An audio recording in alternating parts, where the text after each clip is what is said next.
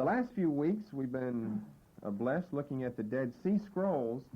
When we started into Old Testament specifically, we're in textual criticism. When we started looking at the manuscripts that are available for the Old Testament specifically, then we started with the most outstanding ones, and that were the Dead Sea Scrolls. But the Dead Sea Scrolls certainly aren't the only ones. There are a lot of other Hebrew manuscripts. They're not as old as the Dead Sea Scrolls, but they've at least been known, most of them have been known by the scholarly world for a long time, as compared to how recent the Dead Sea Scrolls are. And so tonight we want to look at some of the other Hebrew ancient manuscripts and fragments that we would add in addition to Dead Sea Scrolls to help determine, we're still talking about textual criticism, to help determine the text of the Old Testament. So I have about a half a dozen other manuscripts that we want to briefly look at tonight. Probably won't take that long because there's not as much history, not as much excitement behind them as there was behind the Dead Sea Scrolls. The first of these we can just classify as the myriad discoveries. It's not just one manuscript. Some of them will be just one, and some of them will be a series of discoveries or a whole group of different fragments. Does the word ring a bell? Where does it come up before in the teaching? Myriad. It's difficult and strange enough so that you know that you've heard it. That's one good thing about names like mine. You know that you heard it somewhere, but you might not remember who it was or anything about him, but you know you heard the name. You've heard myriad. It's not a person, though. It's a place. What did that occur before? Well, if you don't know, there's no sense in guessing, because they always tell us the odds are you'll be wrong. And I believe the odds on that. If you don't know and you're just taking a guess. Well, we studied that. It must have been back toward the very beginning where we looked at the Hebrew language. We had a little section that I think we called something like ancient inscriptional material in Palestine. And one of the things was the palimpsest of myriad.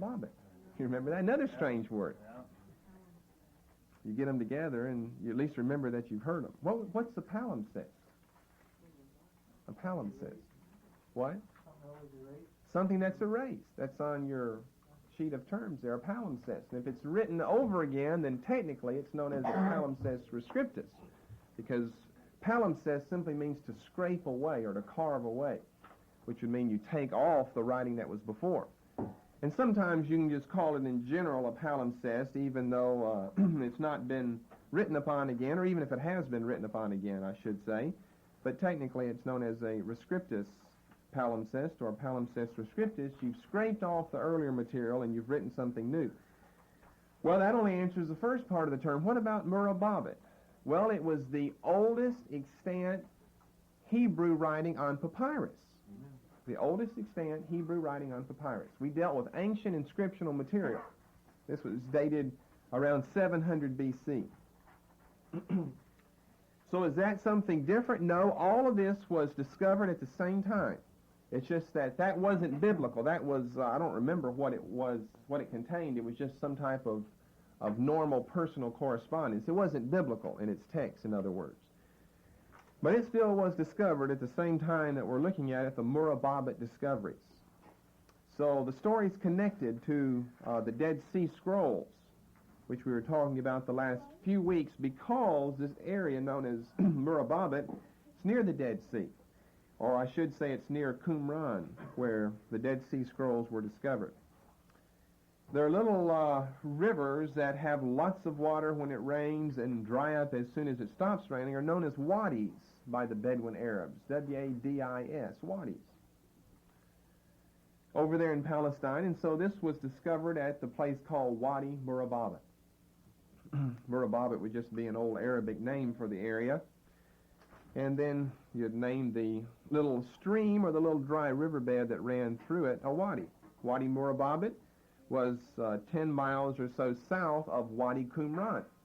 Qumran was another little stream, Wadi Qumran. So that's why I say that it's connected to the Dead Sea Scrolls only in the location of Myriad, but they don't appear to be related in the sense that the Essene community that lived at Qumran also was responsible for depositing these manuscripts that were discovered at the Wadi Murababit. In the fall of 1951, which would place us between the first and the second date for the discovery of the first and second cave of Dead Sea Scrolls, the first one in 46 and the second one in 52. The fall of 1951, again we credit the discovery to the Bedouin Arabs who were wandering around and discovered not one but 4 caves at Wadi Murababit, and they went in and didn't find much. They didn't find, remember, the gold and the silver that the naive Bedouins were always looking for. Maybe not so naive according to that one manuscript we looked at that gave 60 locations for buried treasure around there. Maybe someone will find that eventually. Hopefully it'll be a Jew, though.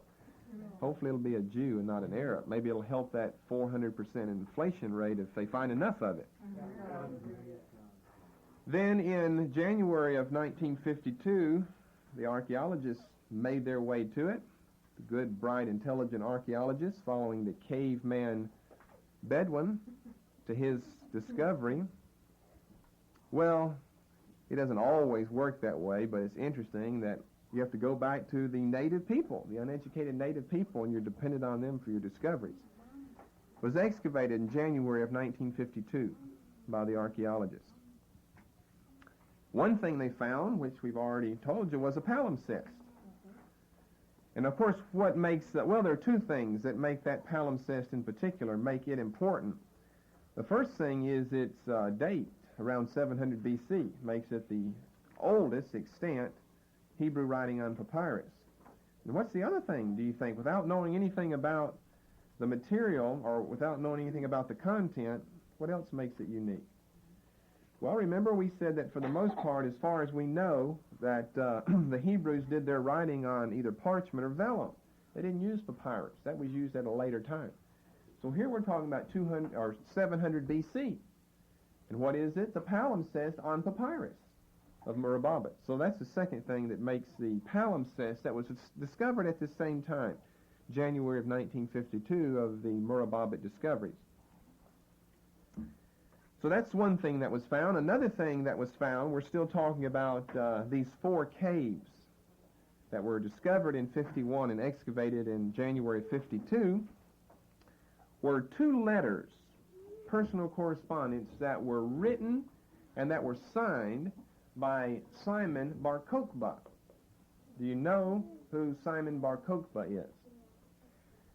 Probably not.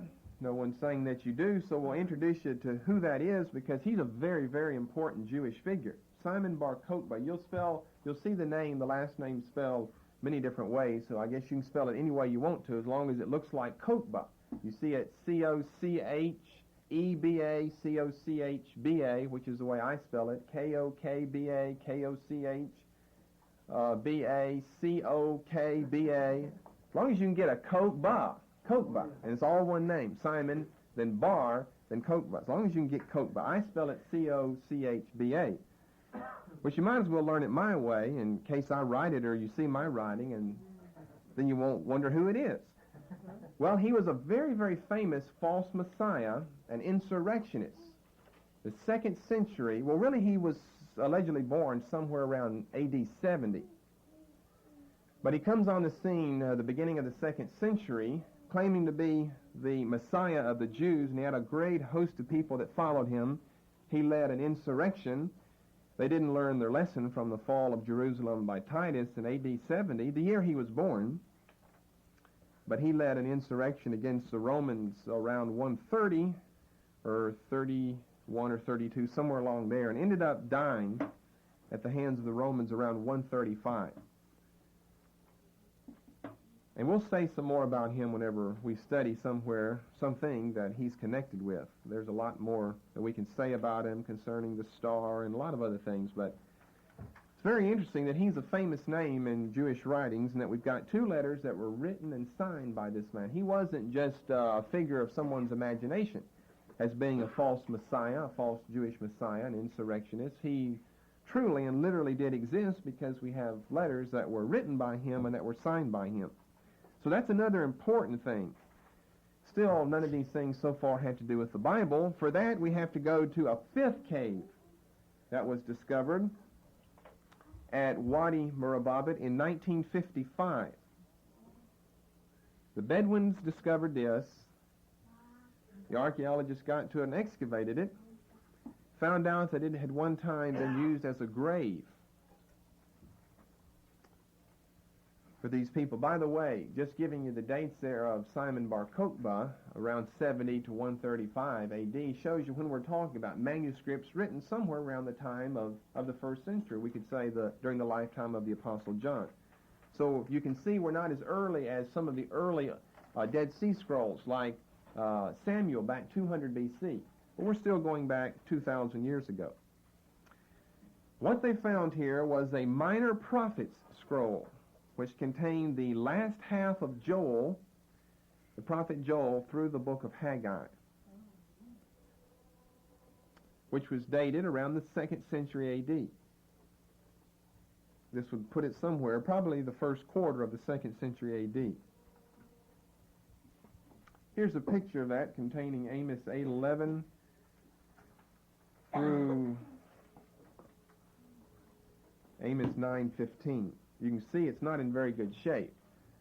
But here's a minor prophet scroll. And what's so important about it is it agrees almost identically with the Masoretic text. Now you put that with the information we've given you before about how closely the Dead Sea Scrolls, especially like 2nd Isaiah, agrees with the Masoretic text. And what does that tell us? That all of the claims of the critics that we can't believe the Old Testament because it was written by the Masoretes the 10th century AD, and how do we know it's reliable when Moses wrote thousands of years before that? All of that's simply not valid. Because here we're going back, we gave you the date for the Masoretes. They started around AD 100. Right after the first council at Jamni at AD 90, they started right around then and worked for the next 10 centuries in the standardization of the Old Testament text. And yet something that we're finding during this time, obviously not done by the Masoretes, theirs is not completed until hundreds of years later, is still in agreement, or we should say the Masoretic text is still in agreement with that. Which means everybody's using the same manuscripts, the same text type, wherever they're finding it, it's always the same text type. You see, that's how we can come up with some of these deductions that we have in the past about how particular the scribes were in copying things. When you can find so many different manuscripts, so many different places, from the hands of so many different scribes, and yet the text is always essentially the same, that speaks very highly of how careful they were, of how fastidious they were in copying the copy that they had before them. So the most important thing about the Murababit discovery is this minor prophet scroll, the last half of Joel through Haggai, because it completely agrees with the Masoretic text. A second group of discoveries are known as the Masada discoveries. Due to popularization of the term, perhaps just about everyone is familiar with the term Masada. Remember, it's that great fortress on the mountaintop where the suicidal Jewish people remained for a number of years as the Romans tried to take them after Jerusalem had fallen, and they built a whole ramp of earth and rock enabled to get up to the top of it, because there's no way up except a little narrow path up, not enough for a whole army to go up. And by the time they finally got up there, if you've read the story of Masada, they were all suicides. They had cast lots to find out the last 10 that would live, and those 10 would kill everyone else, and then finally you get down to just a few people, and they would kill themselves, because they were not going to be taken by the Roman army, by the Roman government. So that's what Masada is known for. So during the excavation, 1963 through 1965, by Yigael Yadin, famous Israeli archaeologist, they were excavating the remains, not necessarily looking for biblical scrolls, but they were just excavating it because it was an important remain of the Jewish people before. They came across 14 scrolls that since Masada fell after the fall of Jerusalem, and Jerusalem fell in AD 70. Masada fell somewhere around AD 73, and since that's true, obviously if we're finding scrolls there, they had to date before AD 73, since that's when Masada fell. So they found 14 scrolls dating from sometime before 19, or not 19, just AD 73. A lot of these scrolls contain biblical text. Here you've got these suicidal Jews on top of their Masada mountain. They've got the Bible with them.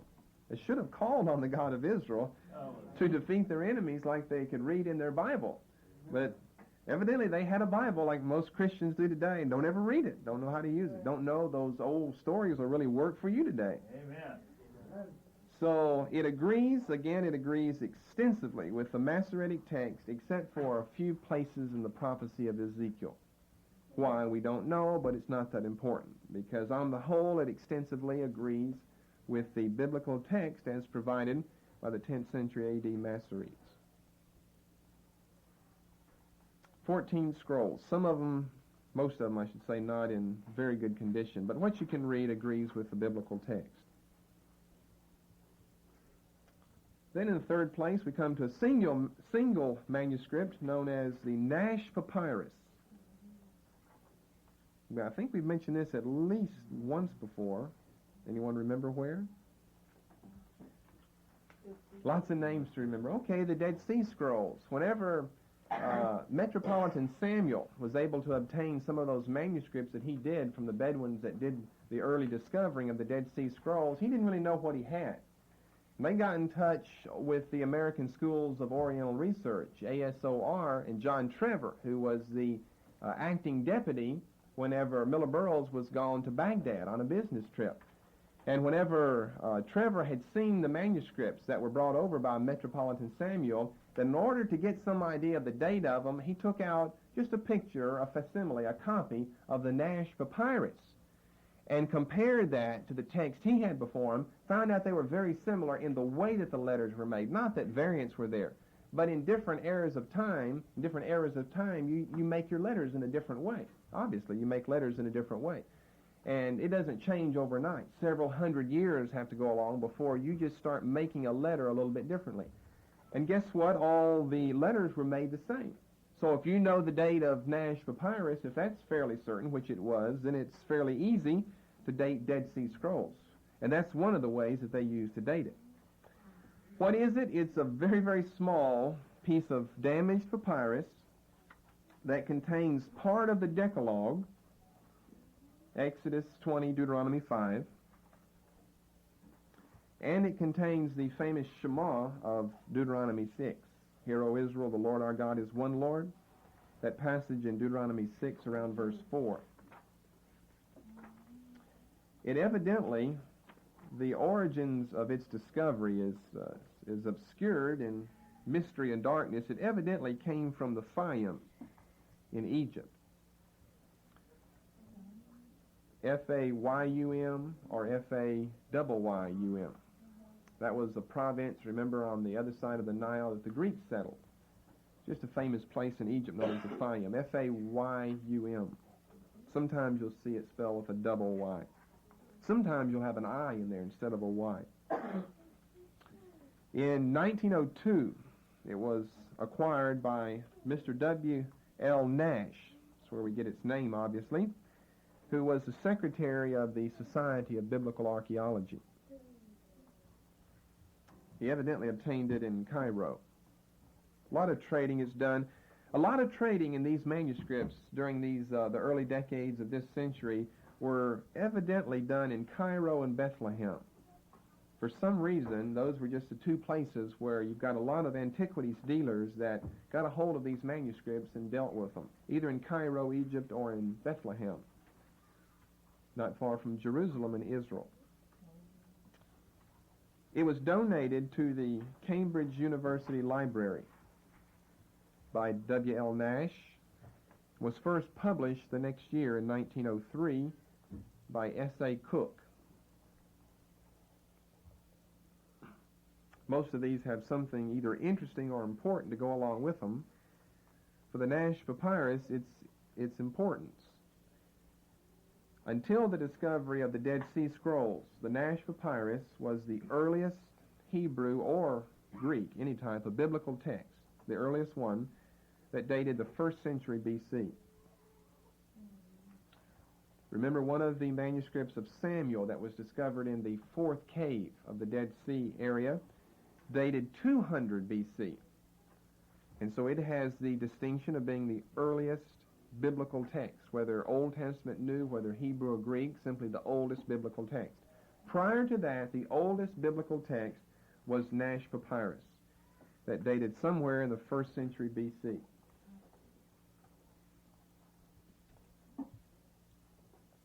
This looks like part of Exodus chapter 20.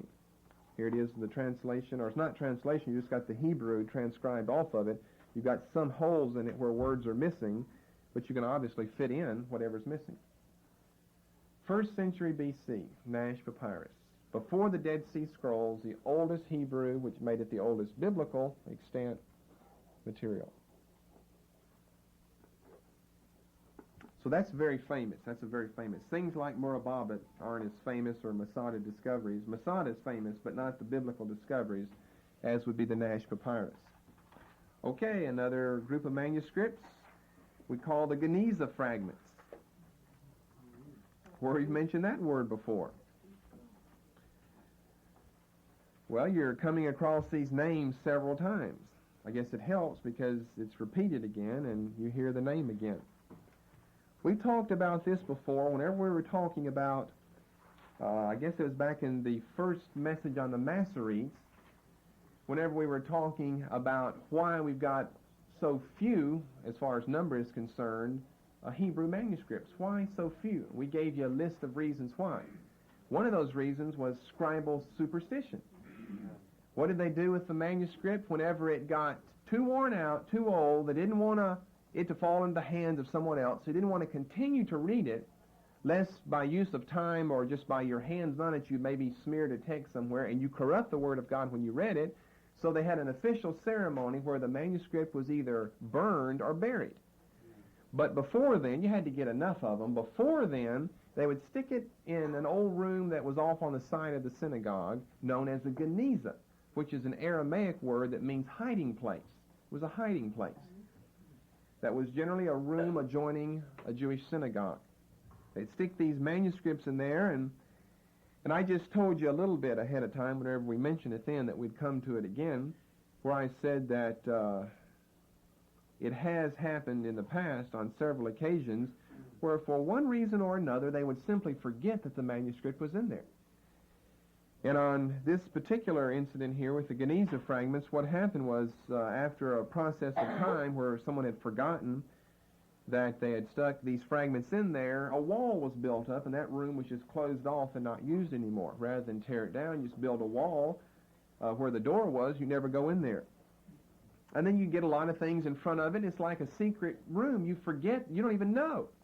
You know, when people come on the scene afterwards, you don't even know that there's anything back there. It's like if you had a secret room off the side of your house, and you'd probably have, you know, a big cabinet or something in front of it. No one would know. So you don't just run around saying, "Where's the secret room?" when you don't even know that there is one. So this was done in Cairo from around 1890 to 1897, where 200,000 fragments were discovered. Someone found it, stumbled upon it one day, and opened up and found 200,000 fragments. 10,000 of these were biblical. The earliest ones date the 6th century A.D. Don't confuse the numbers, 200,000, 10,000. Seems like everything we're looking at tonight, we've mentioned it before. We've used those two numbers together before, where we said that there were 200,000 variants in the New Testament, but they're only found in 10,000 places. So it just happens we're using those two numbers again. 200,000 fragments, 10,000 of them being biblical. Here's some of the other things they discovered that are non-biblical. They're just small fragments. They're not really as important as some of these other things. They discovered what we call the Zadokite document, also known as the Damascus document, that we discussed last time. It must have been last week when we were talking about some of the contents of the Dead Sea Scrolls, and one of the things that was found was known as the Rule of the Community, or the Manual of Discipline, that gave the prescription for entrance into that particular group and how you could maintain your status in that group. And we said that something else that was similar to that was the Zadokite document, or the Damascus document. And remember, at the same time in those Dead Sea Scroll discoveries, this was represented. Remember, we're talking way up in the 1950s now, that the Zadokite document was represented in at least 9 different manuscripts. We gave you this information last time. Those fragments weren't that important because in 1897 they discovered the whole document. This whole Zadokite or Damascus document was discovered here in the Geniza of Cairo synagogue. So that's what makes it not so important when we come to Dead Sea Scrolls.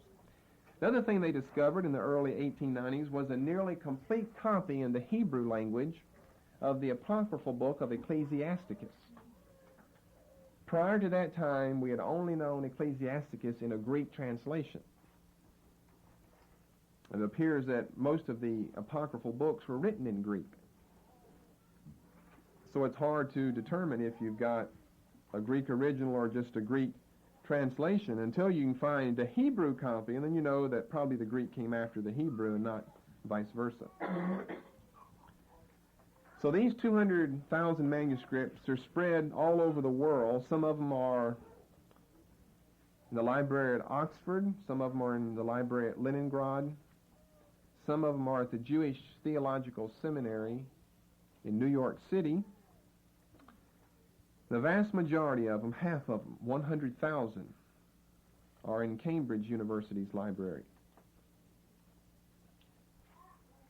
But they're not something to really zero in on as far as finding out, let's compare this to our other manuscripts or other fragments, because they don't have that much to offer. But it's an interesting story. The whole Geniza story is an interesting story. By the way, other manuscripts have been discovered in Genizas, but nothing like this, not 200,000 fragments here in one Geniza. And then finally, we want to sum up several different manuscripts under Masoretic texts. Murababat discoveries, Masada discoveries, Nash papyrus, Geniza fragments, and then finally Masoretic texts. The Ben Asher family was the most famous of the Masoretes of Tiberias. It's the Ben Asher text that's the standard Hebrew text today. And so we'll take a little time to look at several manuscripts that came from the hands of the Ben Asher family, those Masoretes, those Jewish scribes at Tiberias, as well as some of the ones from Babylon. These are important only because they go back so early in time as coming from the hands of the Ben Asher family, some of the sons of Ben Asher. They obviously don't go back as early as Murababat or Nash papyrus or something, because we're talking about a culmination of a process of standardization. So the first of these manuscripts is known as Codex Carensis. It's also known as the Cairo Codex. Codex Carensis, C-A-I-R-E-N-S-I-S.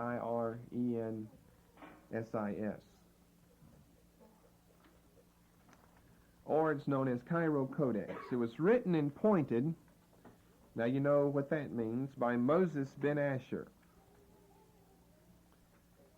at Tiberias in the year AD 895. Another thing we've already come upon before is the year 895 for a manuscript. The oldest dated, incomplete Hebrew Old Testament. We gave you before in a message, that again was in the first message, I believe, on the Masoretes, the oldest dated incomplete Old Testament in the Hebrew language and the oldest dated complete Old Testament in the Hebrew language. So this is the oldest dated incomplete Hebrew Old Testament, dated around 895. It has the former and the latter prophets. We gave you before in a message, that again was in the first message, I believe, on the Masoretes, the oldest dated incomplete Old Testament in the Hebrew language and the oldest dated complete Old Testament in the Hebrew language. So this is the oldest dated incomplete Hebrew Old Testament, dated around 895. It has the former and the latter prophets. One time, history tells us it was stolen by the Crusaders, but it was finally gotten back, and now it's in the museum in Cairo, Egypt. That's why it's known, by the way, as the Cairo Codex. I thought I'd read, well, here's a picture of it. Remember, we're talking about 895. Something else we've talked about before. This is just repeating everything before. Something else we've talked about before is the practice of some of the Masoretes, a good number of them, of putting a certain little thing at the end of their copy of the text. What was that called? You're befuddled by all the terms. Well, that's all right. You're getting the gist of what's going on anyway. It's known as a colophon. That's on your list. Someone needs to look at their list after tonight. It's known as a colophon. And remember, we told you that's where you'll find things like the scribe's name. I mean, it's not going to be in the text somewhere in Isaiah. His name won't be there. How do we know who wrote it? Well, he'll stick it on at the end. The other thing that's found is the date. That's how we know what date it was, because it's dated. And another thing, which I want to read, concerned a little anathema that was put on anyone if they did something to the text. And boy, these can really be scorching. They can be worse than some of the Catholics' Trent anathemas that they put on people. So I want to read you the colophon. Let's see. Some of it's Hebrew. I'll work my way through it anyway. Skip over some things that aren't important. I want to read, it's a second colophon. Evidently one had come before, but here's the second colophon from Codex Canonicity. He gives us his name here. He said, I've written this codex of the Scripture according to my judgment, as the good hand of my God was upon me. That's an Old Testament term there. Remember, that's used in the book of Nehemiah, that the hand of my God was upon me. Very clearly in the city, well, it's a long name, the renowned city. Gives us a year. Then he says, whoever alters a word, this manuscript or this writing, or erases one letter or tears off one leaf, unless he understands and knows that there is a word in it which we have erred in the writing, or in the punctuation, or in the Masorah, or in a defective place. So he says you can change as long as you're certain that we were wrong. Whoever alters a word without these stipulations, may he neither have pardon nor forgiveness, neither let him behold the beauty of the Lord, nor let him see the good that is reserved for those that fear him. He shall be like a woman in her impurity, and like a leprous man, who has to be locked up so his limbs may be crushed, and the pride of his power broken, and his flesh consumed away, that it cannot be seen, and his bones are covered to make bare. Amen, amen, let it be. Well, that's an anathema on you. You don't dare want to touch Codex Canonicity if you believe that his anathema will be realized in your life. And I pray that you'll be like a leprous man, that every bone in your body will be broken. Well, they're not practicing what Jesus taught in the sermon. They're not even practicing what Moses taught in Leviticus. Love your neighbor as yourself. But then he ends with the blessing, whoever reads shall hear, whoever hears shall understand, and whoever understands and sees shall perceive. Shalom, shalom. So that's the way it's ended. That's an example of famous colophons that are found. Sometimes they don't wait to the end. They stick it right where they've made a mistake and say, you knave and you fool, you should have left the text alone. Like we saw over there in Hebrews 1, I believe. Okay, another Masoretic text known as the Babylonian Codex of the Prophets. It's known by two other names. It's known as the Leningrad Codex of the Prophets, and it's also known as the Petersburg Codex of the Prophets. The last two because of names of city where it either was or is located. And the first name, Babylonian, because evidently this was not from the Ben Asher family, because the punctuation is of Babylonian origin and not Tiberian origin. So it probably was done by the school of Masoretes in Babylon and not in Tiberias. It was discovered by the famous Furkowicz that we've mentioned before in 1839 in a European synagogue. It's dated 916 A.D., and it contains the latter prophets. It's known generally as the Babylonian Codex of the Prophets to let us know that it's not from Tiberius.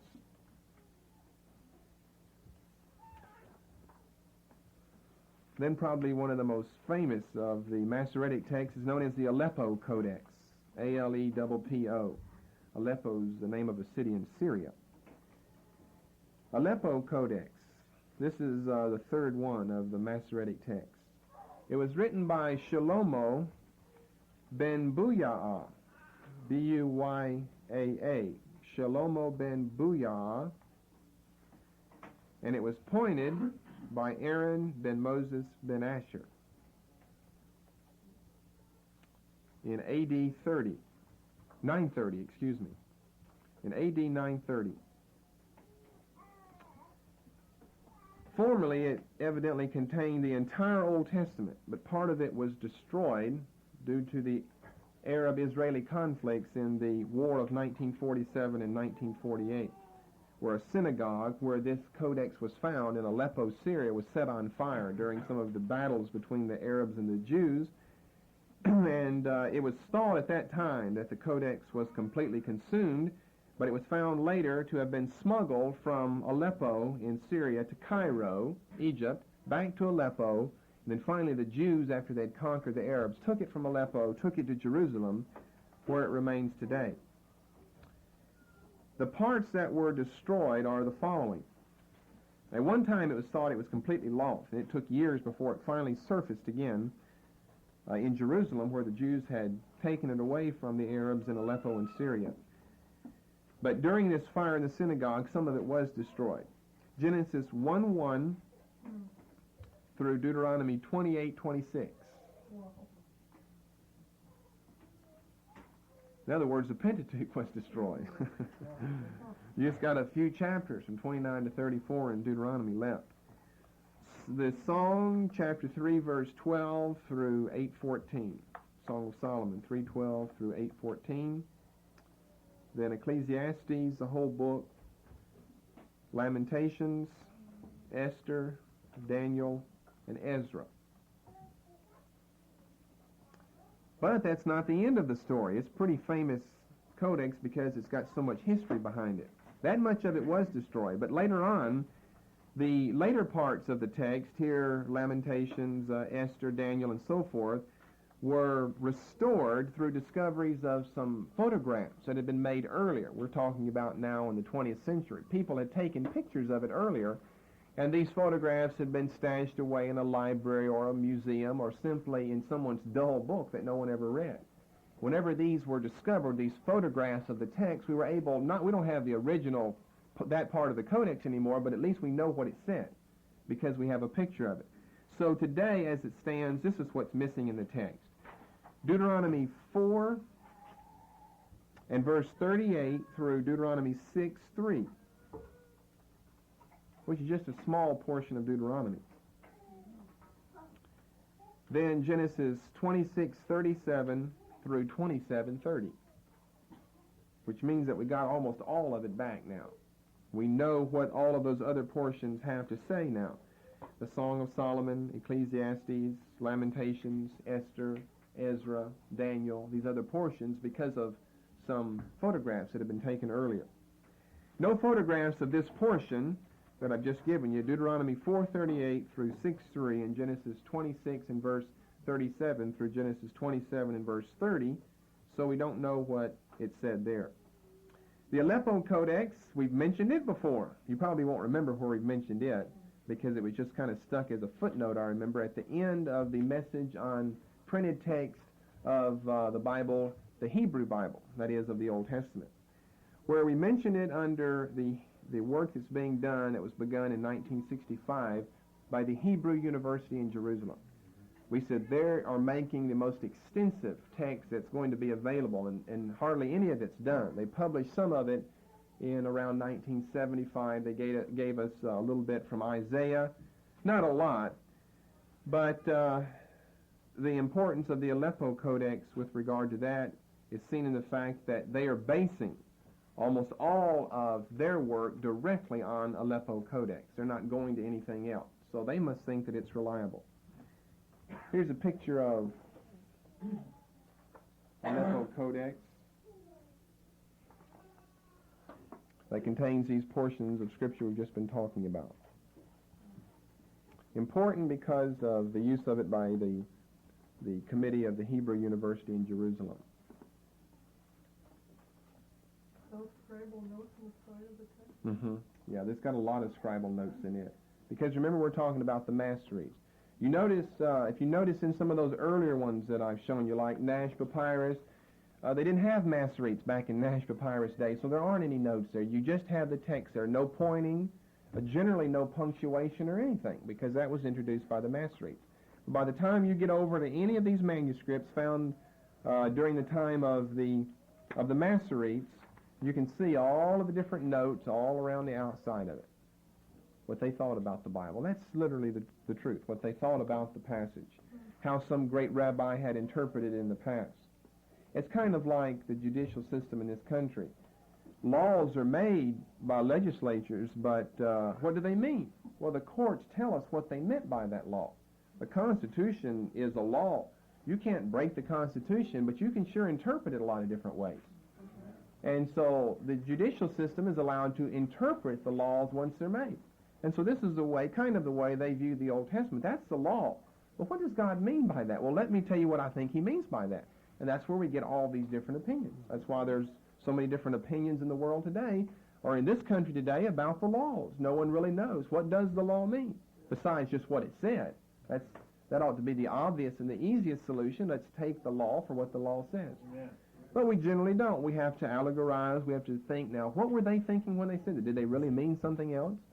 And you get Christians today just befuddled in the New Testament and the Old, trying to find out, I wonder what he meant by that. He certainly couldn't mean that I'll always get my prayers answered. It probably was a spiritual type that I'll make it to heaven one day or something. So people just interpret things the way that they either see best or the way that doesn't hurt their conscience, doesn't hurt their experience, because they never get any of their prayers answered. So it's best to reinterpret the Word instead of fall on your face before God and get right. Okay, another Masoretic text known as the British Museum Codex, number 4445. British Museum Codex, sometimes just called 4445. This also was from the Ben Asher family, and it's dated AD 950. It's an incomplete manuscript of the Pentateuch, containing Genesis 26:37 through Deuteronomy 1:33.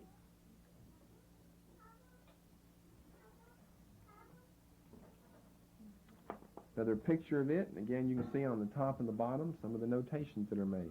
British Museum Codex number 4445. All showing us Masoretic texts. And of course they're all in agreement with one another.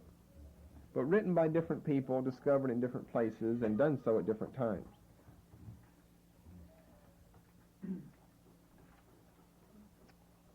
Fifth manuscript, known as Codex Leningradensis, because of its location in Leningrad. Codex Leningradensis. It was copied in Cairo, Egypt, in the year 1008 by Samuel ben Jacob.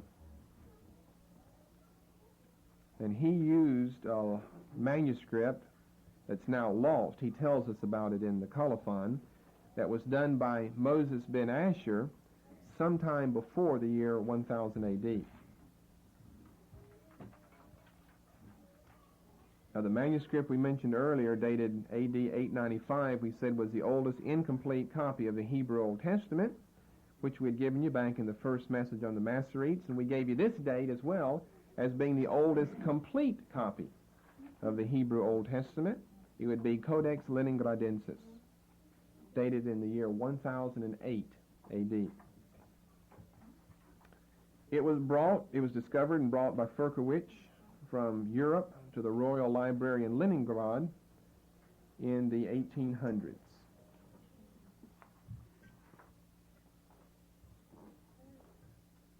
Here's a copy of Leningradensis. From a distance, they may just all look the same as far as the way that it's done, but there are differences there when you look up closely. The way they've spaced things, the way where they've written in marginal notes, is it on the top or the bottom or on the sides or all the way around it? Different things. Even the spells are right. Then one final group of Masoretic texts are known as the Erfurt, E-R-F-U-R-T, Erfurt codices. The Erfurt codices, named after a city that was formerly in Prussia, but now is in East Germany. Of course, Prussia was absorbed and the name changed years ago. It's happened to a lot of Europe, especially before and after the First World War, as well as the Second World War, where you've got countries that no longer exist. It's being done in Africa today by the black nations that are becoming independent from the British Empire. The British once owned the whole world practically. They owned the United States. I mean, that's what we fought them about, so you won't own us anymore. It's being seen today, done by the black nations in Africa. But anyway, Prussia was one time a great nation. In Europe, these Erfurt codices now belong to the State Library of Prussian Cultural Properties in Berlin.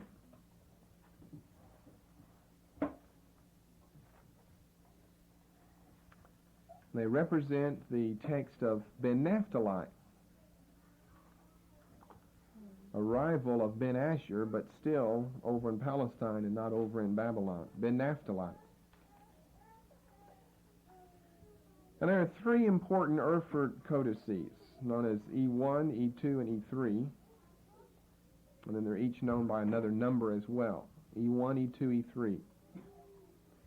E1 is also known as either number 1210 or number 1211. And E1 is a 14th century copy in Hebrew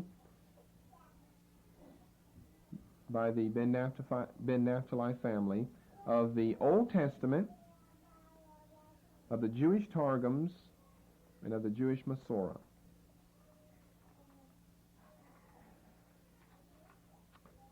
That's E1.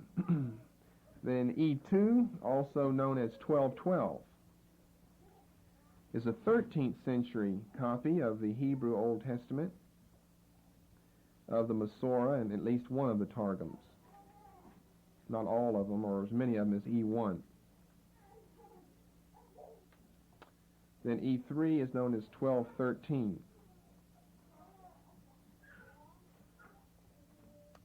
Here we've got an 11th century copy of the Hebrew Old Testament and the Masorah.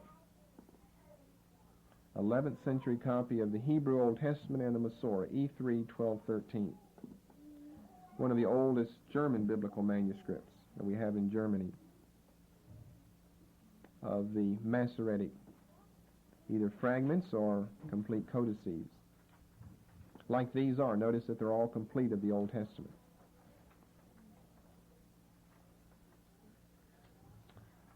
So, you put this together with the Dead Sea Scrolls, and there's a good sampling of Hebrew manuscripts that are available for the study of the text of the Old Testament to either justify or condemn the text of the Old Testament that we have today.